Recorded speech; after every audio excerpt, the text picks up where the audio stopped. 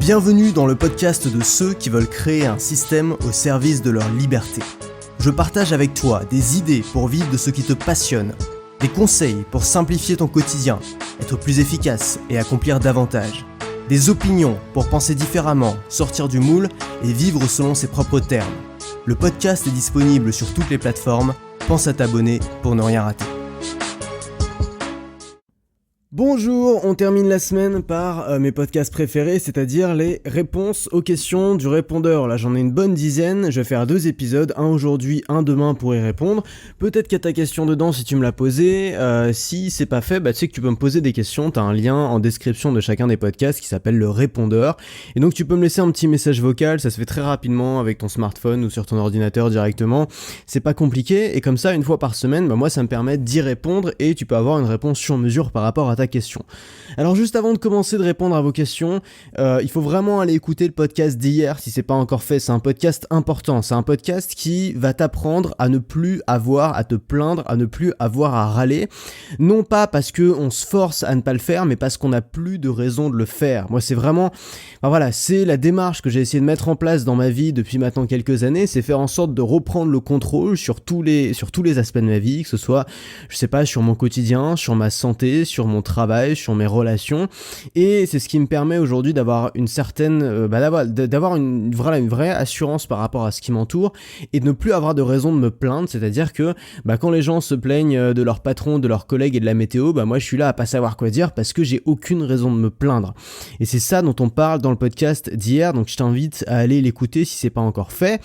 On va commencer tout de suite par la première question qui est une question de Florence. Salut Antoine, donc ma question est la suivante. Alors, est-ce que c'est possible qu'à 16 ans ou moins, on puisse créer une ASBL, une mini-entreprise, une formation pour sur un certain sujet qui nous plaît, mais alors que ça soit quand on n'a pas encore la majorité, et surtout comment on peut le créer avec le plus de sûreté et comment apprendre à le créer alors qu'on n'a pas spécialement de formation pour, et pourquoi pas le faire via internet, ça serait sympa. Donc voilà, moi je suis très admirative de ce que tu fais, continue dans cette voie-là et tu m'en apprends beaucoup, bravo pour tout ça.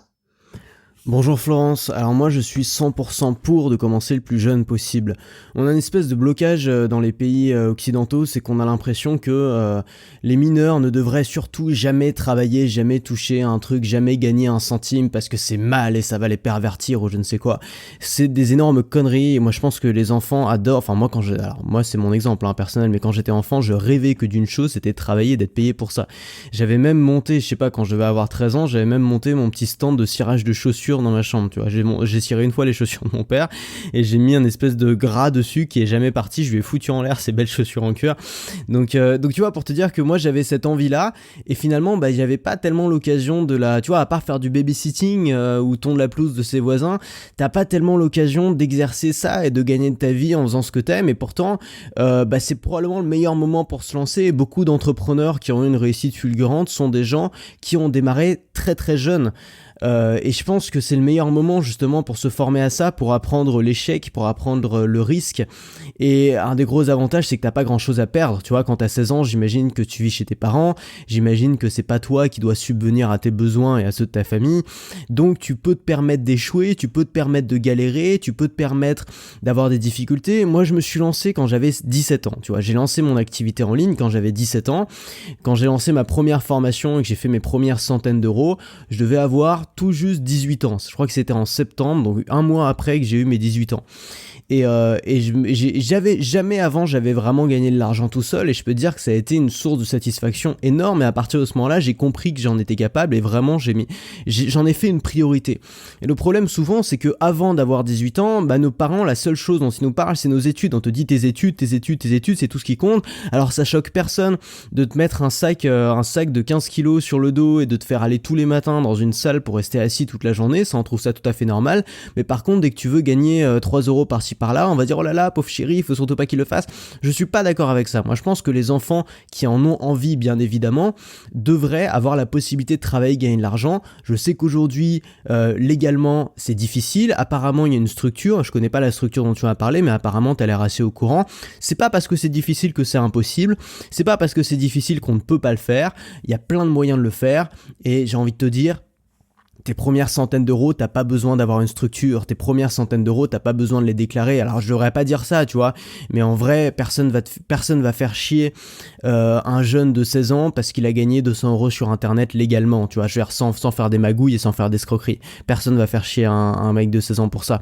Donc commence par faire ton truc, prends un petit peu des risques, tâte le terrain, c'est pas grave, là t'es dans un grand bac à sable, tu vois, encore une fois, t'as pas grand chose à perdre, t'as pas de grosses responsabilités, exploite ce que tu peux exploiter dans ton bac à sable, touche un peu des trucs et puis tu vas prendre énormément d'avance. Moi, t'imagines pas le nombre de gens de 30, 40 ou 50 ans qui me disent putain, j'aurais tellement aimé commencer à ton âge. Bah oui, c'est ça le problème, c'est qu'à mon âge, il y a peut-être pas beaucoup de gens qui les ont incités à se lancer. Et moi, j'ai pas envie de te couler tes rêves en disant non. Évidemment, ça va sûrement être difficile. T'as 16 ans. À 16 ans, bon, moi à 16 ans, j'étais pas du tout capable de faire ce que je fais aujourd'hui. Et aujourd'hui, je suis probablement pas capable de faire ce que je ferais quand j'aurai 30 ans. Enfin, j'espère que je serai meilleur quand j'aurai 30 ans. Et on progresse, on évolue. Et probablement qu'à 16 ans, si mon contenu il était pourri, mais c'est pas grave parce que au moins j'ai commencé à me faire les dents à ce moment-là. Donc commence à te faire les dents maintenant. Moi, je peux que t'encourager à le faire. Crée ta structure, essaie de gagner un peu de sous à droite à gauche. Ça risque d'être difficile. Bon, tu vas peut-être en prendre un peu plein la gueule. C'est pas grave, ça va t'endurcir, tu vois. Il faut pas avoir peur de ça. Ça va t'endurcir.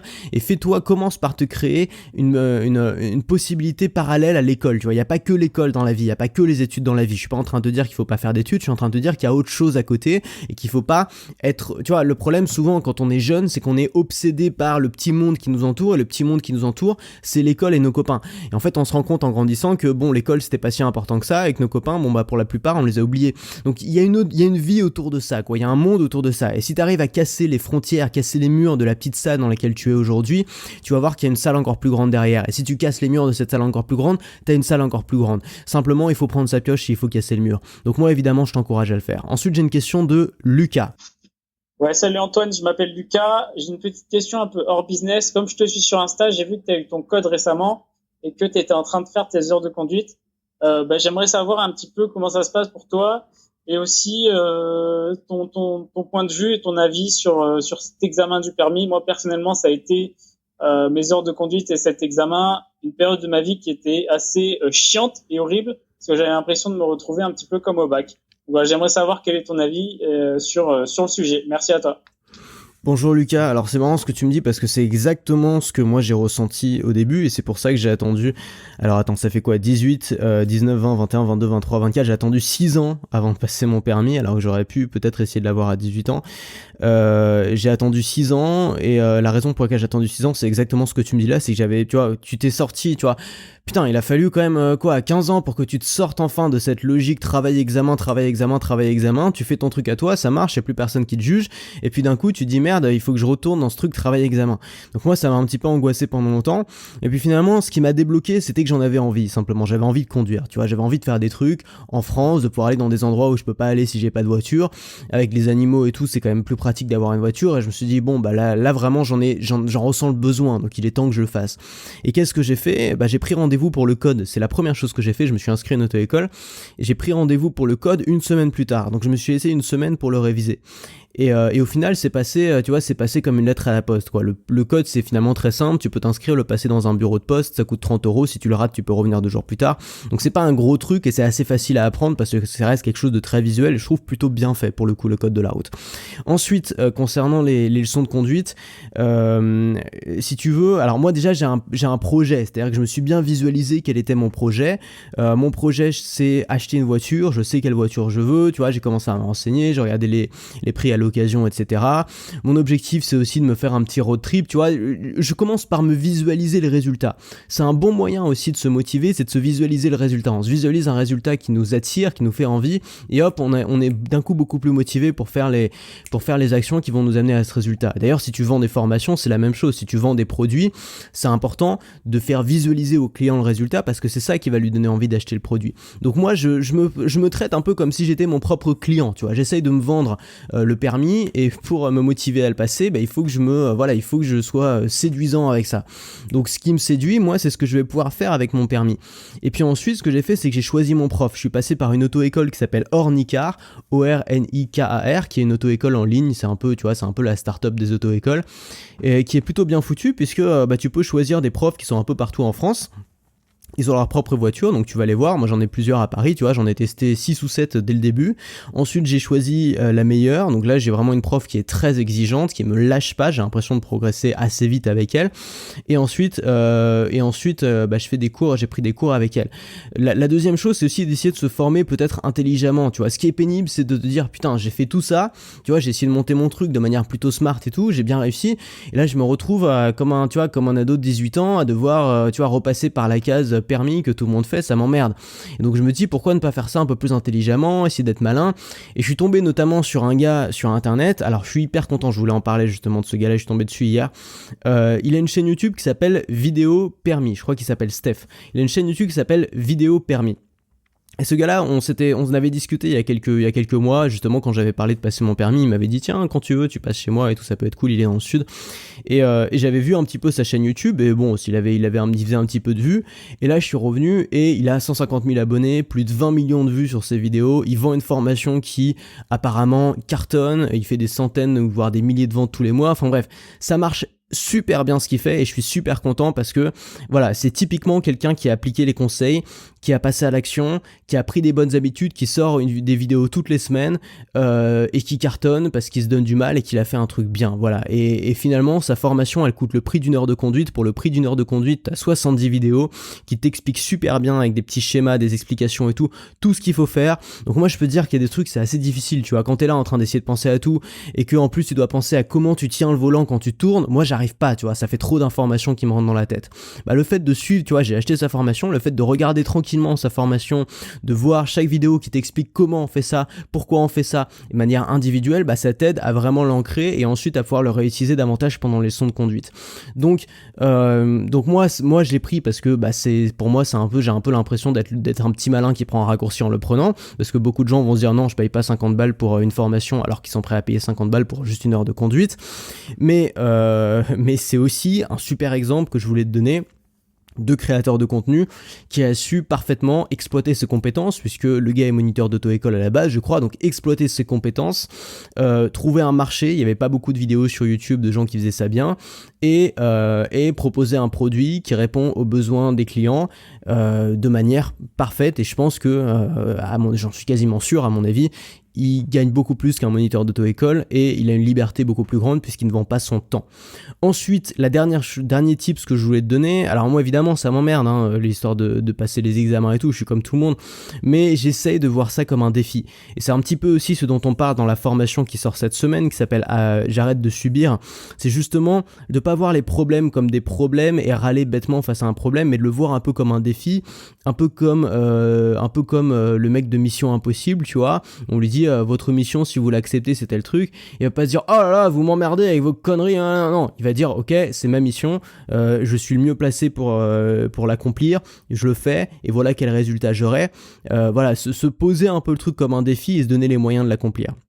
Donc par exemple, moi mon défi c'était d'apprendre à conduire en 2 semaines, donc j'ai pris beaucoup d'heures de conduite sur 2 semaines, et là tu vois ça fait 1 semaine que je conduis, j'ai déjà commencé à faire de l'autoroute et tout, j'ai déjà vraiment progressé parce que j'ai pris beaucoup d'heures, donc c'était un petit peu mon défi. Voilà, donc quelques tips que je peux donner aux gens qui hésitent à se lancer. Ton permis, de toute façon tu finiras bien par le passer un jour, alors autant le passer le plus tôt possible plutôt que de regretter chaque année de pas l'avoir passé avant, tu vois, et de finalement de le passer à 40 ans quoi. Autant le passer le plus tôt possible, sachant qu'en plus c'est plus facile d'apprendre. Notre cerveau est mieux câblé pour apprendre quand on a 20 ans que quand on en a le double. Ensuite, j'ai une question de Nicolas. Selon toi, quelle est la toute première action que tu ferais pour devenir indépendant financièrement ? Merci pour la question courte, Nicolas. Trouver un truc à vendre. Voilà. Devenir indépendant financièrement, ça veut dire quoi ? Ça veut dire gagner de l'argent par soi-même, ok ?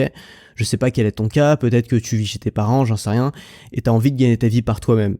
la première chose à faire, c'est trouver un truc à vendre, parce que tu vas te faire payer seulement si tu vends quelque chose. Tu vas pas te faire payer pour tes beaux yeux.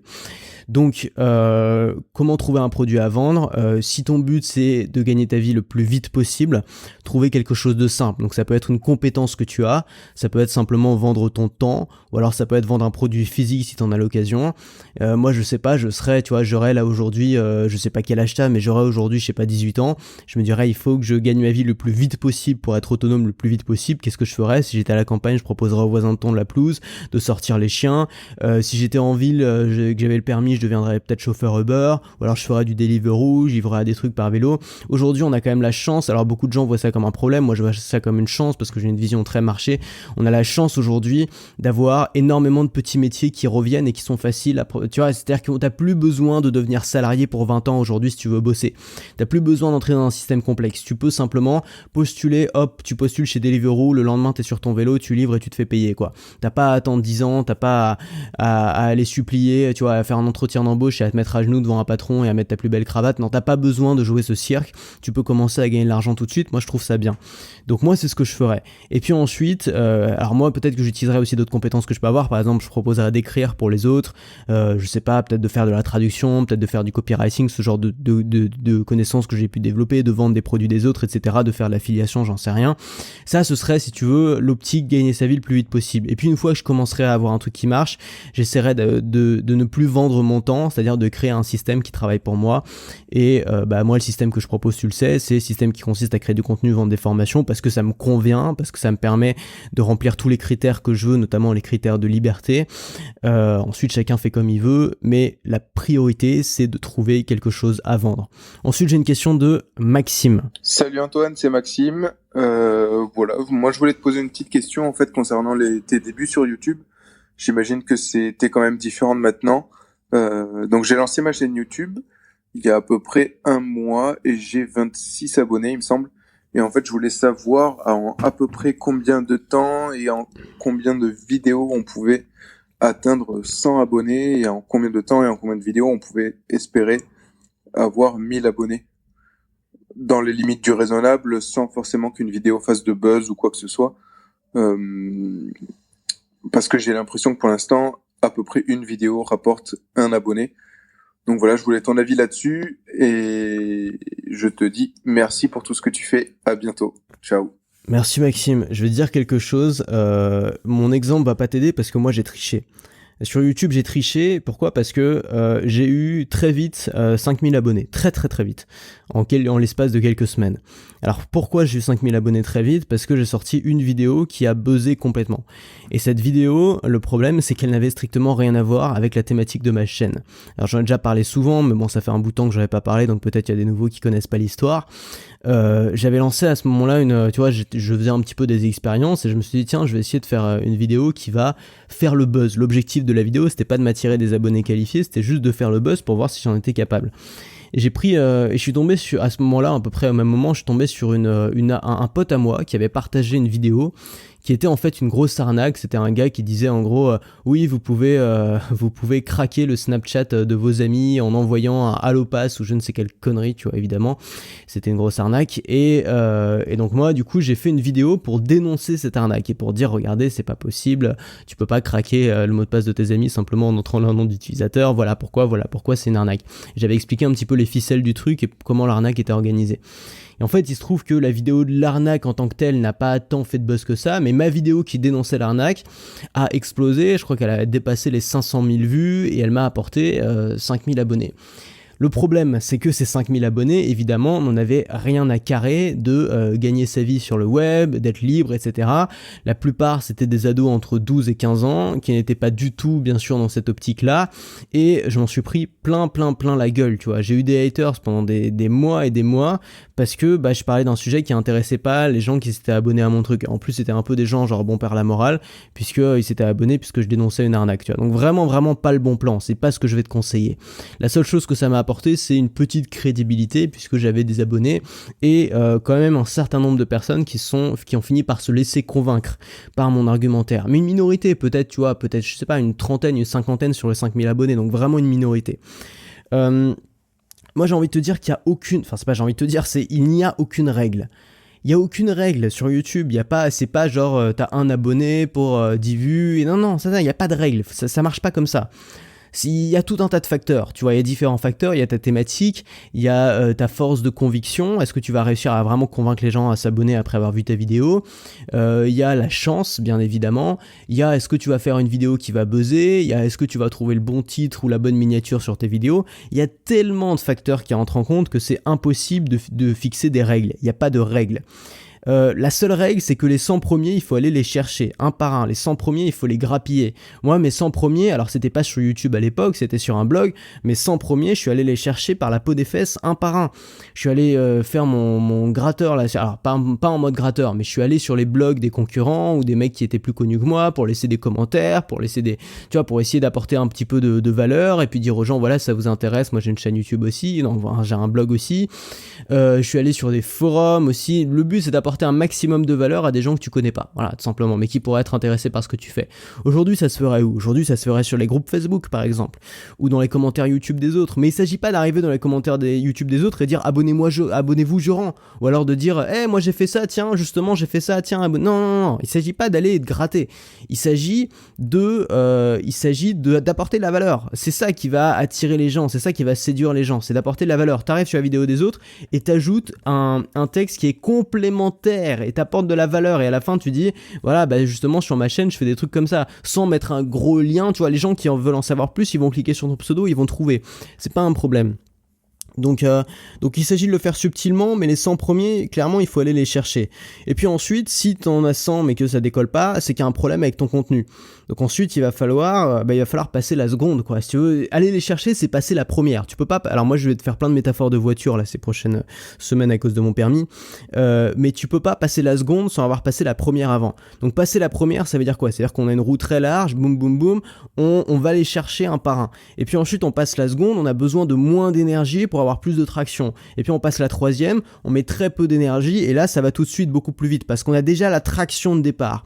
Et ben là c'est un peu pareil, c'est-à-dire que au bout d'un moment, tu vas pas, tu vois, quand t'as 10 000 abonnés, tu vas pas continuer à aller les chercher un par un, ça sert plus à rien. À ce moment-là, ce que tu vas faire, c'est que tu vas essayer de faire en sorte d'avoir de la traction, c'est-à-dire de faire du contenu qui est suffisamment séduisant pour faire rouler le truc, c'est-à-dire pour que les gens continuent à regarder le contenu, pour avoir un bon taux de rétention, pour que le contenu derrière soit mieux référencé sur YouTube, c'est-à-dire pour que les gens restent le plus longtemps possible devant tes vidéos. Faire en sorte aussi que le bouche à oreille fonctionne. Le bouche à oreille, c'est impossible à mesurer. T'as pas de tracker, de lien ou de Google Analytics qui t'analyse le bouche à oreille. Et pourtant, le bouche à oreille, c'est une des façons encore aujourd'hui et sur Internet les plus efficaces de faire partager ton contenu. Surtout si tu fais du contenu où tu apportes de la valeur aux gens. Si tu as changé la vie de quelqu'un ou tu l'as aidé à résoudre un problème, tu peux être sûr qu'il va en parler à ses amis, c'est obligé. Et non seulement il va en parler, mais il va en parler, il va te couvrir d'éloges et il va en parler à fond, il va dire non, c'est génial, il faut absolument que tu ailles voir. Et ça, c'est énorme comme bouche à oreille. Donc pense aussi à toutes ces choses-là, et ça va se jouer dans la qualité de ton contenu, dans du contenu qui accroche, dans le fait de faire des plans de contenu qui intéressent les gens, d'utiliser des arguments visuels, de raconter des histoires, de faire des métaphores, de parler simplement, toutes ces choses-là qu'on voit dans les autres contenus. Ensuite, une question de Nicolas, et puis peut-être qu'après la question de Nicolas, on se retrouvera demain pour la suite. Salut Antoine, je m'appelle Nicolas. On s'est déjà eu par message vocal, fut un temps, concernant les podcasts que je voulais réaliser pour toi. Et je profite de la balade matinale avec mon chien pour te poser une salve de questions. Pourquoi quand je te regarde ou quand je t'écoute, je me dis mais c'est évident. Pourquoi quand je te regarde ou je t'écoute, je me dis mais j'aurais dû y penser, c'est trop simple, il a trop raison. C'est génial. Et pourquoi quand je suis dans ma feuille blanche au bureau, ou en tout cas en train de réfléchir à des idées, je me dis merde, c'est quoi qu'il a dit déjà ? Ah en fait c'est pas si simple que ça. Pourquoi quand je te regarde ou je t'écoute c'est frustrant ? C'est génial ce que tu fais, vraiment, c'est inspirant. Le seul regret que je puisse avoir, c'est que je puisse pas m'offrir toutes tes formations. J'ai un petit garçon depuis maintenant 7 mois et compliqué de mettre tous les budgets là où il faut. Continue comme ça, génial. En tout cas, ça donne du grain à moudre chaque matin pendant la balade, c'est cool. Et si tu veux venir à un de ces 4 musées Peugeot, tu seras mon invité. On pourra papoter un petit coup. Salut. Salut Nicolas, alors je te connais bien, on s'en avait déjà discuté un petit peu il y a quelques temps, je crois que tu bossais à la radio. Écoute, merci beaucoup pour ton commentaire, ça fait toujours bien sûr plaisir d'avoir ce genre de retour. Peut-être pour répondre à ta question, énormément d'entraînement, une obsession pour les idées bien transmises. C'est une obsession qui est presque morbide, c'est-à-dire que j'ai besoin que les idées soient bien transmises, et il n'y a rien qui m'énerve plus que quelqu'un, qu'un prof, ou surtout quelqu'un dont c'est le métier, tu vois, un prof qui sait pas transmettre une idée, qui sait pas transmettre son enthousiasme, et j'essaye toujours de me dire de quelle façon est-ce qu'il aurait dû expliquer le truc pour accrocher les élèves en face. Pour moi, c'est une obsession et c'est l'histoire de ce que je fais depuis des années, et c'est là-dedans que j'ai envie de devenir bon. Donc énormément d'entraînement. Ensuite voilà, bah écoute, j'ai pas grand-chose à dire de plus. Musée Peugeot, pourquoi pas, si j'y passe, on aura sûrement l'occasion de se croiser un jour ou l'autre. Je sais pas où c'est le musée Peugeot. Et puis je souhaite de bon courage pour les cris et les pleurs, parce qu'un enfant de 7 mois, ça doit pas être évident au quotidien pour faire ses nuits. Voilà, ce que je te propose, c'est qu'on se retrouve demain pour la suite des questions. Alors juste avant de se quitter, il y a une formation, là, la formation de la semaine, j'ai sorti un petit peu tard parce que voilà, entre les heures de conduite, puis j'avais envie de bien la faire, j'ai pris mon temps, mais c'est une bonne formation, là elle est prête, elle est dans ton espace membre, t'as plus qu'à la commander si tu veux qu'elle apparaisse dans ton espace membre.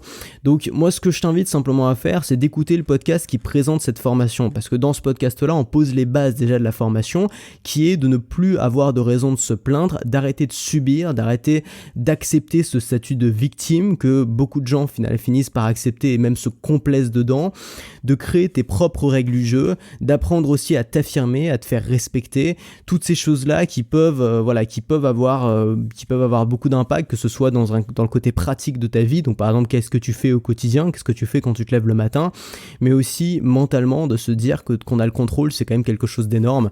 Donc je t'invite simplement à aller écouter la vidéo de présentation, et puis si ça te plaît, prends la formation qui est derrière.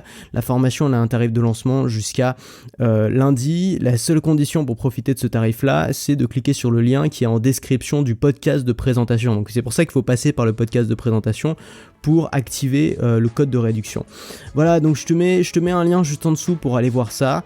Et puis nous on se retrouve demain pour la suite des questions. Si tu veux me poser une question, tu peux y aller tout de suite, c'est le répondeur en dessous. Seule condition, moins d'1 minute, je réponds pas aux questions de plus d'1 minute. Et là vous avez tous joué le jeu, j'ai pas eu une seule question de plus d'1 minute, donc je suis content. On essaie de faire court, on essaie de faire concret, efficace, on essaie aussi si possible de poser des questions auxquelles j'ai pas encore répondu, auxquelles je me suis pas vraiment attardé, pour que je puisse aider un maximum de personnes. On se retrouve demain, et puis dans la formation, à tout de suite. Si cet épisode t'a plu, pense à laisser un avis sur Apple Podcast. Ça te prend 1 minute, tu n'auras à le faire qu'une seule fois, et ça m'aide énormément à me faire connaître. Si tu veux continuer à te poser des questions avec moi, bien sûr, abonne-toi.